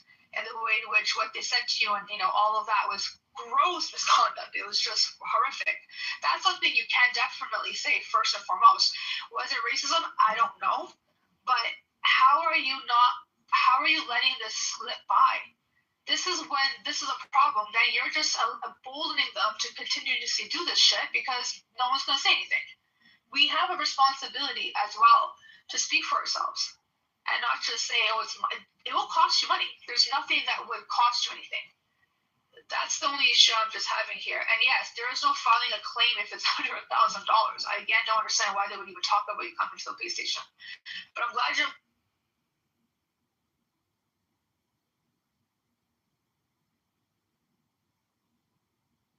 Ran through all of those things when he was talking to me, when those two white police officers were talking to me after they got the story from the rich white guy behind me, because the car behind me was a very expensive car. And they said to me, you're not going to capitalize on that expensive car, is what they said to me. And they said they're not going to take a report from me here. You got to go down to the police station. We have to arrest you to get a report. I don't know. I'm not in the position in that moment to be like, if I did speak up for myself, I'd probably be shot and killed. And then after I'm shot and killed, you will come off mic and say, well, she should just do whatever they said. I'm saying at the police station after the fact. And that's not realistic because that's a contradiction. Because you talk, I'm saying at the police station. You talk big and bad when no bloodshed has been found in that, and I have rights. But once I'm good and dead for standing up for my rights, all of a sudden I need to comply. I'm talking about after the fact, at the police station. And so you got the police station who's never, and so what you're suggesting, Ace, is that every police officer has a dash cam on them, and they don't. They do not. And on top of that, dash cams have been hidden from the public, have been altered. The blue suit, the blue pledge, whatever you call that, the blue pledge is a real thing. They cover each other's fucking asses, and you know that. So my decision, my choice is go from where they come from, which is the police station around the corner from where the incident happened, from where they come from, where they're born, where they're raised, where they're trained. Go to that police station and then file a complaint against them and then expect something to come out in my favor. That's not a reality. I know what you're saying. Local representatives, right? So you could, whether city, state, or Ace, I can go a mile away from the police station and cut the cake with my grandchildren Cut the cake. Enjoy the day. Enjoy the rest of my day. Enjoy the rest of my fucking life. As opposed to being entangled in this, the blue flag against my black ass. So, were you rude to the officers when they first got on the scene? You weigh the pros and cons, and you weigh the pros and cons, whether or not you're in a racist scenario or just an unfair scenario. You weigh the pros and cons. Is it worth it? Is it worth the fight? Oftentimes, when you meet an unjust system, you don't have the money because you need a retainer for lawyers. Like that's $5,000. And not many people have the money to put up for a lawyer to fight for their rights. So they decide the pros and cons. Which is better or worse? Can I just ignore the situation, or can I fight it? If you got money, you can fight it. If you ain't got money, you're just like, is this worth it? Is it worth the time? You have to ask yourself that question. And oftentimes, we dismiss it, and our rights are ignored because we don't have the time or the money or the resources to fight for our rights. That's a bigger problem than just racism. Okay. I don't know. I just think if racism is still as bad as all that, and we spent, I did the calculations, we spent $11 trillion. That's just one portion of the war on poverty, the war on, all of these social programs that were spent. If it's still not solved, why do we keep spending money? I mean, when I entered the room, we were talking about politics and political and policies that the parties have and programs getting cut. If you're trying to fix a problem, if what you're doing isn't working and that particular thing costs money, you stop spending money on it. Now, conversely, if you argue, well, yes, we have solved racism, good, then we don't need to spend the money. I mean, there's other things we can spend money on, or we can stop spending the money considering we got a whole bunch of debt. I mean, all of these arguments come down to money. And right now we have a political party, namely the Democrats, who have promised various protected minority groups a hell of a lot of money. And it's very clear. Vote for us, you get money. These policies will stay in place. Don't vote for us. Vote for the other guys, you're going to lose your money. So you better vote for us. They're being bought off. That's all. And guess who's paying it for it? Not the people who are getting the money. Everybody else. How about we find a way so everybody's contributing and there's only a small portion of people who have to live off of social programs. Wouldn't that be better? Ideally? Seems to me. But I don't know. Do I have the solutions? No. I know it isn't what we've been doing. And that's precisely what's been going on the last 20 years. It's people arguing over the fact that, well, we want to keep spending the money and the other party doesn't. Am I seeing things incorrectly? Argue the money part of it. Follow the dollars. Okay? Because I can be nice to you. I can say, oh, here, let me help you across the street. You're having trouble. You don't walk well. You don't want to do that. Be a good neighbor. You don't want to follow the money. Yeah. You don't want to do it. Yeah, I do. Yeah, well, I don't know why you say don't. I do. You don't. So Why not? And make it quick. Industrial complex. How much do we spend on the military industrial complex? I don't care. The military keeps us. You don't care. I don't care. The military keeps us. Yeah, because the military provides a service that we all understand. Yeah, you don't want to have a conversation. No, because the military, okay, we give the military money, they pay soldiers, they build bombs, they build aircraft, and those things blow shit up. It's a very simple equation. Now, if we see the military and they waste our money and it doesn't blow shit up, for the people that invest the money, it's a grift, and you're just ignoring it.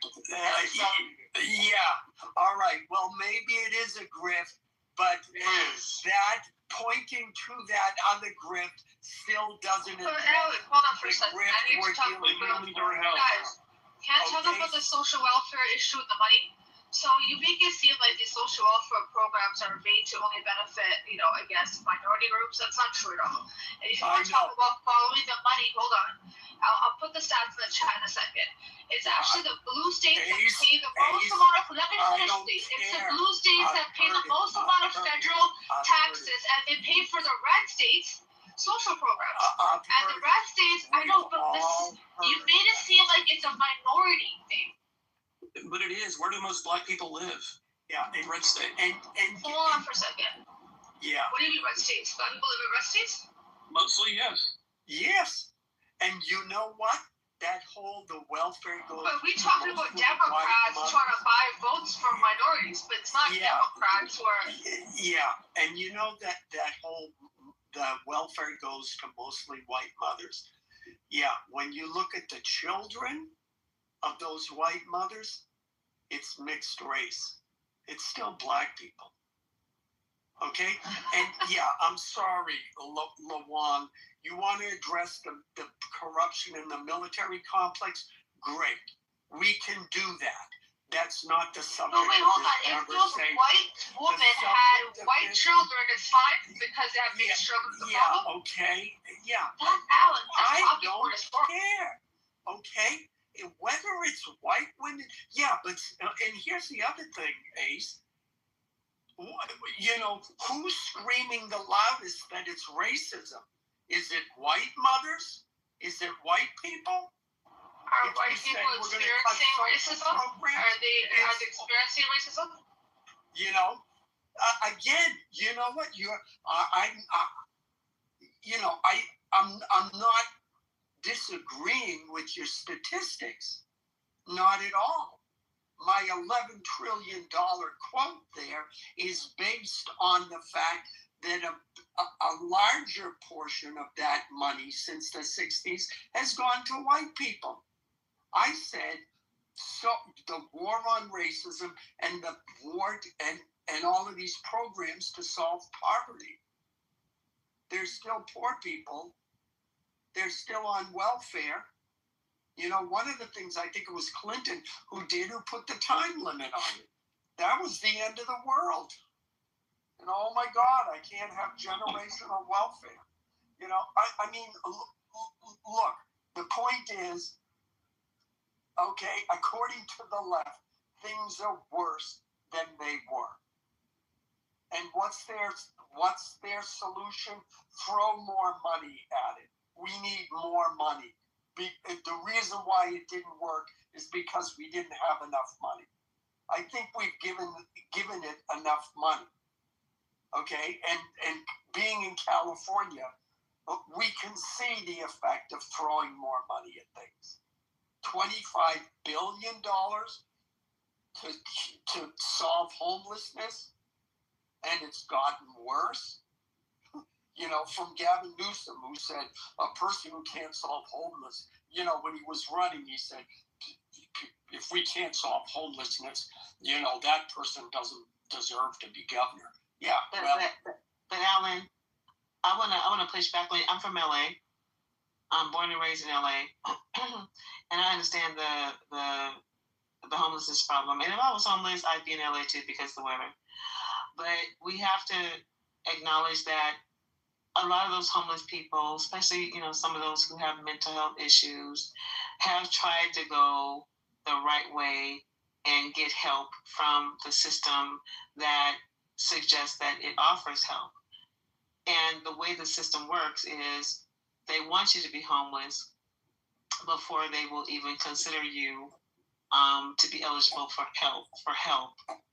And once you're homeless, you can't communicate with the system to continue to apply for help, and that puts those homeless people in a conundrum that we don't ever talk about. The system creates homelessness by denying or delaying benefits for people who are trying to do it the right way, to the point where they have no choice but to be on the streets. And we can't ignore that. What we're suggesting, though, is that homelessness is just because you failed at life or you're a drug addict, and oftentimes that's not true. It's the system that creates homelessness by delaying the process so much so that you're not reachable to continue the delayed process to benefits. I get all of that, and you know what?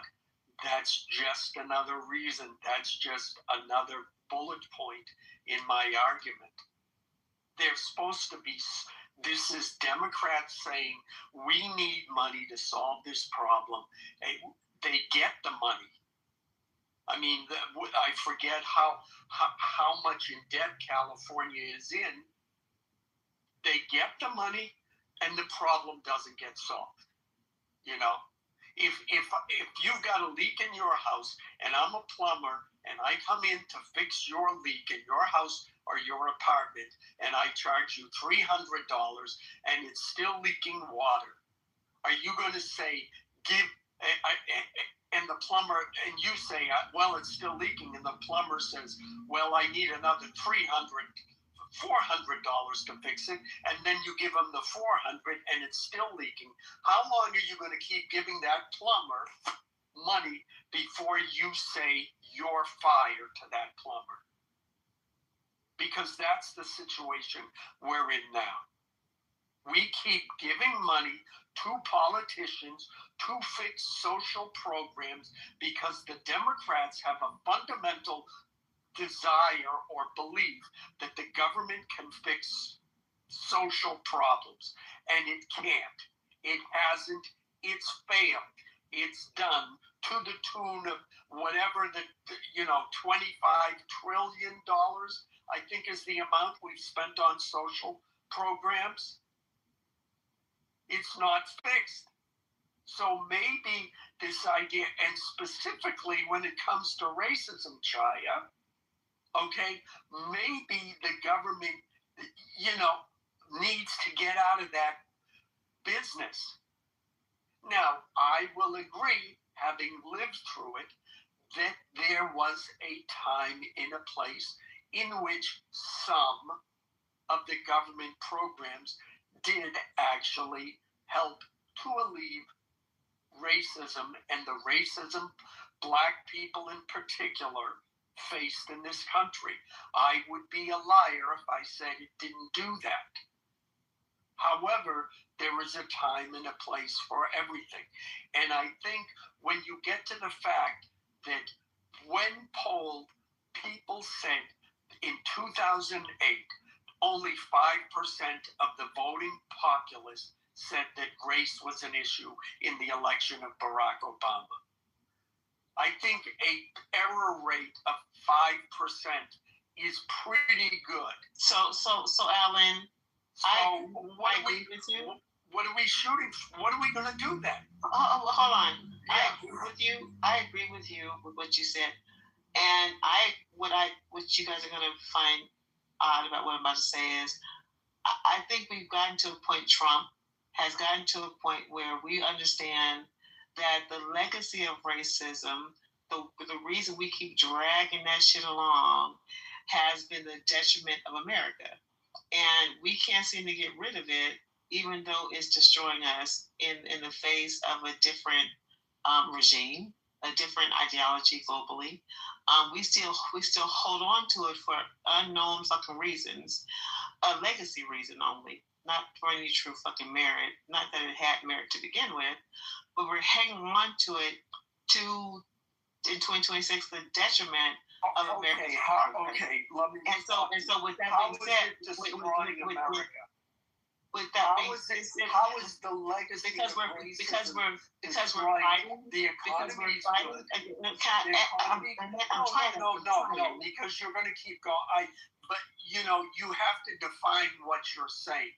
How is the legacy of racism destroying America? The only thing I see destroying America is the left rioting and interfering with the lawful actions of the government right now. And interfering, creating conditions where, people riot and then businesses lose money and people lose confidence in a particular area. That's the only problem I see. Okay? The legacy of racism is destroying America. That's a blanket statement. You need to expand your horizon, man. Well, I mean, you can choose expand your horizon.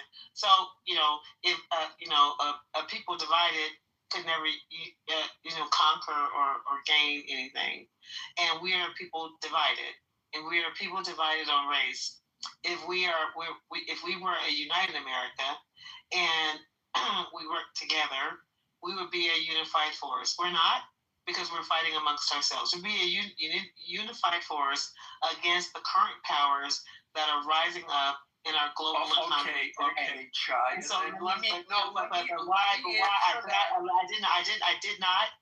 did not interrupt you, but you have, for the second time, have interrupted. Well, you actually interjected, and my original point is being lost. But Alan, I respect your opinion enough to listen to it in totality, but you refuse. You want, and I had questions throughout your statement. I allowed you to finish because I know that specific points were not your points, but you had overarching points that I was more interested in, but you won't even let me talk. So I'm not going to find you out. All right, it's 5 seconds, I promise. Black people are 13% of the population.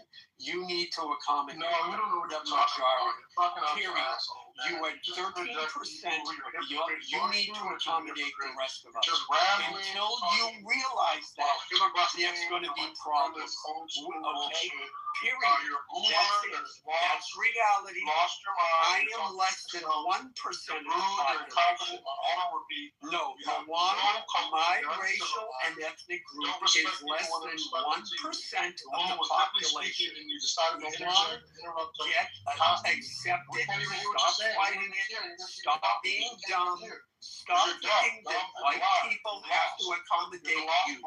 White people do not have. See, okay. Well, you can go wrong.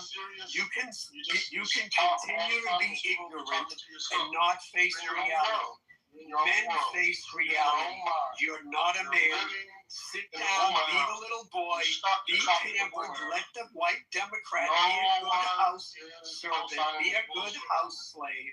Do what the Democrat tells you to do. Keep fighting. Thank you. When people are respectful and calm and polite. Yeah, I was being respectful. We didn't hear anything you said. Nothing you said got heard in this room. Yeah, well, not by you. You're 13%. No one heard anything you said. I was talking to you. Are you 13% of the population? No one heard you. Yes or no? No one's responding to you. No one's engaging with you. Well, you are. You are. You know why? Yeah, you are. Because you have no values or integrity. Yeah. Clearly, I have enough value. You have to jump off your mic. You have no value. Are you 13? Black people 13% of the population? Yes or no? Yes or no? See, this is. Can you mute this dumbass? Can you move him? Yeah, no, I got plenty of stuff. Okay, there's gotta be one more. Unless you guys want to hear me argue. Okay? We cannot hear you. Yeah. We don't hear you, Alan. Yeah, you hear me good. We don't hear you. No, we don't. I don't hear you. are dumb. I hear mumbling. I hear mail. No, you're dumb. Old school boomer. Yeah, you don't want to hear it. You're a baby. I deal with men. I'll let you repeat it. Go ahead. We didn't hear anything you said. Go ahead and repeat it. I'll listen.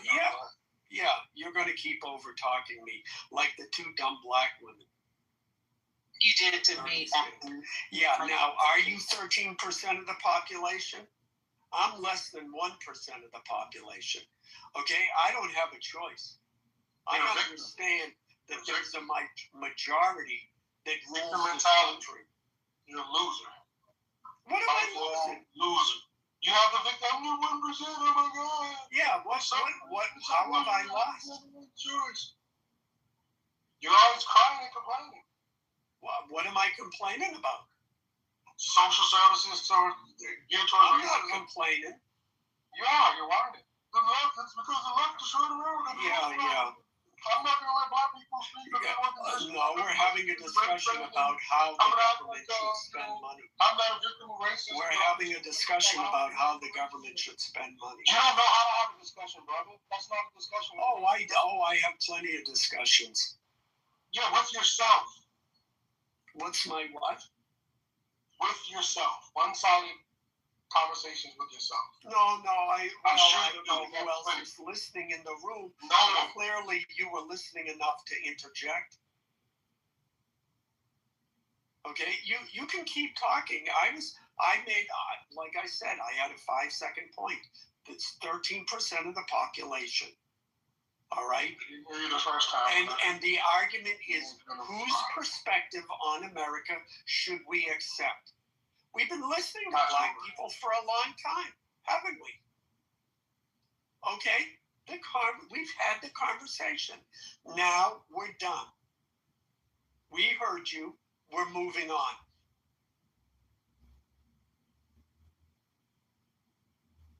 Oh, did he leave?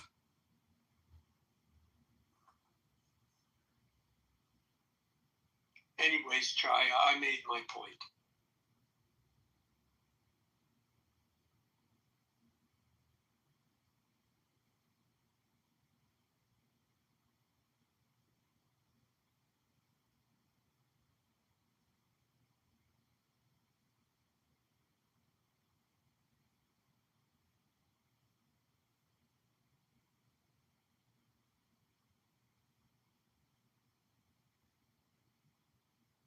Maybe someone else can explain what the legacy of racism is destroying this country, what exactly that means.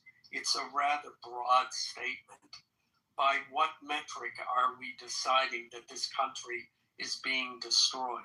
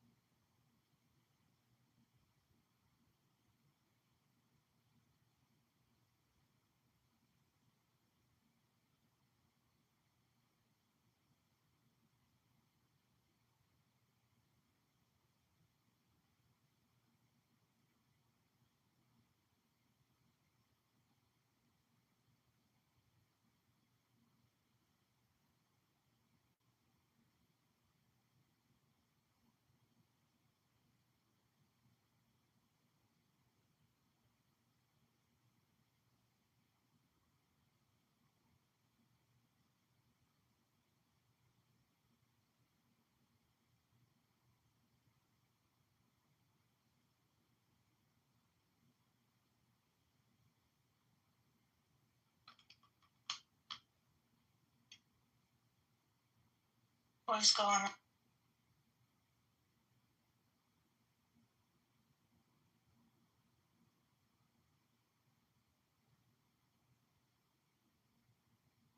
All of these people are sleeping.